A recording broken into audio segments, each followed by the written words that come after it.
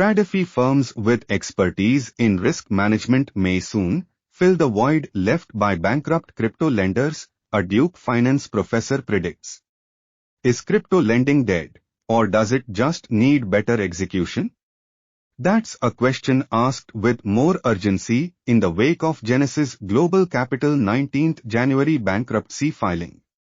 That, in turn, followed the demise of other prominent crypto lenders, including Celsius Network and Voyager Digital in July 2022, and BlockFi, which filed for Chapter 11 bankruptcy protection in late November 2022.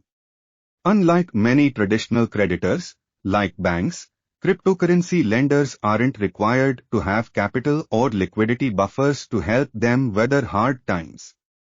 The collateral they hold, cryptocurrencies, typically suffer from high volatility. Thus, when markets plunge, it can hit crypto lenders like an avalanche. Edward Moya, a senior market analyst at Onda, told Cointelegraph, the demise of crypto lender Genesis reminded traders that there still needs to be a lot more cleaning up in the cryptoverse. You don't need exposure to FTX to go under, and that theme might continue for a while for many distressed crypto companies. Echoing those comments, Francisco Melpignano, CEO of Cadena Eco, a Layer 1 blockchain, expects to see contagion from these meltdowns continue to reverberate this year and maybe the next few. Is crypto lending kaput? It's a question Duke University finance professor Campbell Harvey was asked lately. His answer: I don't think so. He believes the business model remains sound, and there is a place for it in future finance. Many traditional loans today are over-collateralized, after all. That is, the collateral provided may be worth more than the loan, which is unnecessary from a borrower's point of view and makes for a less efficient financial system. Of course, the problem with many crypto lending transactions is the opposite: they are under-collateralized. However, a safe middle ground could be reached if one applies professional risk management practices to crypto lending, said Harvey, co-author of the book, DFE and the Future of Finance. He believes that those bankrupt crypto firms failed to plan for worst-case market scenarios, and it wasn't for lack of knowledge. Those people knew crypto's history, Harvey told Cointelegraph. Bitcoin, BTC, has fallen more than 50% at least a half-dozen times in its short history, and lenders should have made provisions for significant drawdowns and then some. It's a failure of risk management, said Harvey. Crypto lending firms also failed to diversify their borrower portfolios by number and type. The idea here is that if a hedge fund like Three Arrows Capital, 3AC, collapses, it shouldn't bring down its creditors with it. Genesis Global Trading lent $2.4 billion to 3AC, far too much for a firm its size to lend to a single borrower, and presently has a claim for $1.2 billion against the now insolvent fund.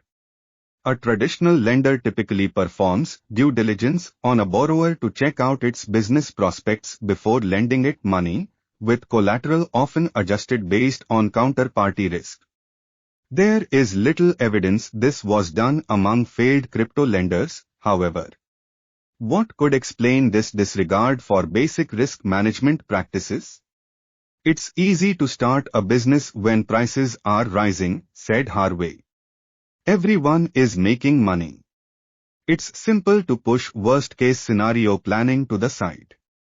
Recent Inside the World Economic Forum, Circle, Ripple reflect on Davos 2023. The appeal of crypto loans in good times is that they offer individuals or businesses liquidity without having to sell their digital assets.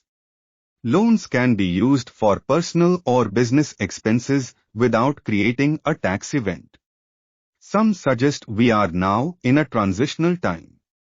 Ilon Aviv, a principal at venture capital firm Collider Ventures, views cryptocurrency lending as an essential primitive for the growth of the crypto ecosystem, but as he further explained to Cointelegraph, we are currently caught in transitional limbo between centralized actors, Genesis, 3AC, Alameda Research, that have a scalable solution with poor risk management and handshake deals that go belly up, and decentralized actors, Compound, Aave, that have a resilient but non-scalable solution.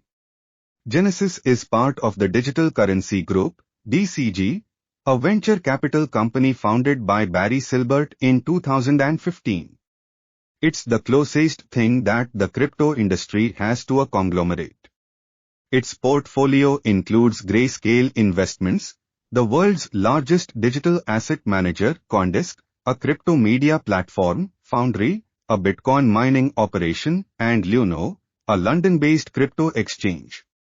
One big question mark on everyone's mind is what will be DCG's fate, said Moya. If DCG were to go bankrupt, a mass liquidation of assets could deliver a shock to crypto markets, said Moya of Onda. However, he believes the market may not necessarily see a return to the recent lows, even though DCG plays a big part in the crypto world. Moya added, much of the bad news for the space has been priced, and a DCG bankruptcy would be painful for many crypto companies, but not game over for holders of Bitcoin and Ethereum. It is rumored that the Genesis bankruptcy was part of a plan with creditors. Tegan Klein, co-founder and chief business officer at software development firm Edge and Node, told Cointelegraph. Whether or not that is the case, the filing means that DCG and Genesis are unlikely to dump coins on the market, and this is one of the reasons that recent market price action has been positive, said Klein. Klein thinks DCG may have sufficient resources to weather the storm. It depends on how well DCG can ring-fence itself from Genesis, Klein added. DCG has a valuable venture portfolio. On that basis alone, my bet is that it is likely to survive either by raising external capital or giving some equity over to creditors. DCG aside, the crypto lending sector can probably expect some changes before the end of 2023. Harvey anticipates a new wave of crypto lenders emerging, spearheaded by traditional finance, TradFi, firms, including banks, to replace the now depleted ranks of crypto lenders. Traditional firms with expertise in risk management will enter the space and fill the void, Harvey predicted. These banks are now saying to themselves something along the lines of, "We have expertise in risk management." These lenders got cratered, and there's now an opportunity to go in and do it the right way, Harvey said. I completely agree, added Collider Ventures Aviv, who believes TradFi may soon be rushing in. The competition is well on its way for the highly lucrative lending market. The main players will be centralized entities like banks and financial firms, but Aviv expects to see more players with decentralized protocols built on top of Ethereum and other blockchains. The winners will be the consumers and users, who are going to receive better, cheaper and more reliable services. Sean Owen, the interim CEO of Salt Lending, told Cointelegraph, the emergence of traditional financial firms in the crypto lending market is a development we saw coming, and it showcases the growing mainstream acceptance and potential of this innovative industry. Salt Lending built one of the earliest centralized platforms to allow borrowers to use crypto assets as collateral for fiat loans. It has registered with the United States Financial Crimes Enforcement Network and has a history of third-party audits. While it doesn't conduct credit checks on borrowers, it performs full anti-money laundering and know your customer verification, among other screenings. Still, Salt Lending hasn't come out unscathed from the recent turmoil.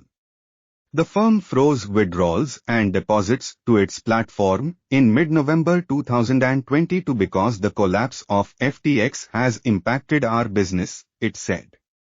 Around this time, crypto securities firm BNK to the Future announced that it was ending its efforts to acquire its parent, Salt blockchain. Salt Lending's consumer lending license was recently suspended in California too. The pause on withdrawals and deposits, as the company calls it, was still in effect early this week.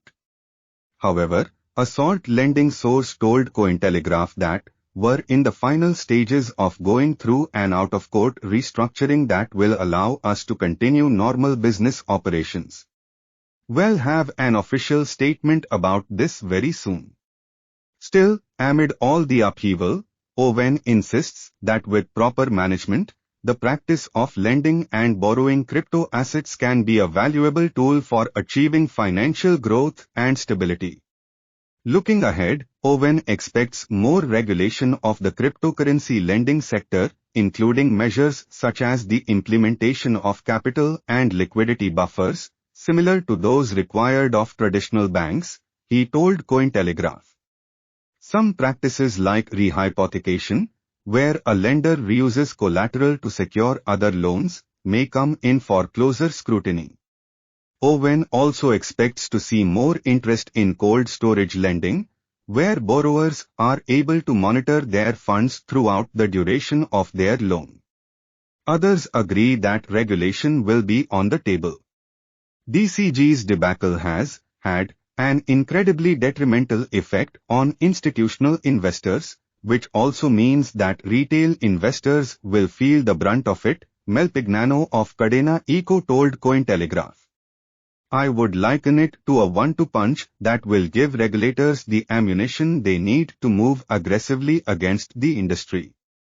He added, the bright side is the industry finally has a catalyst for clear regulations to enter the space. Entrepreneurs will need regulatory clarity both to build the use cases of tomorrow and attract institutional investment. Maybe it's premature to ask, but what lessons have been learned from 19th January bankruptcy filing? The Genesis bankruptcy reinforces the narrative that crypto lending should happen in a transparent manner on-chain, Mel Pignano said. For as dire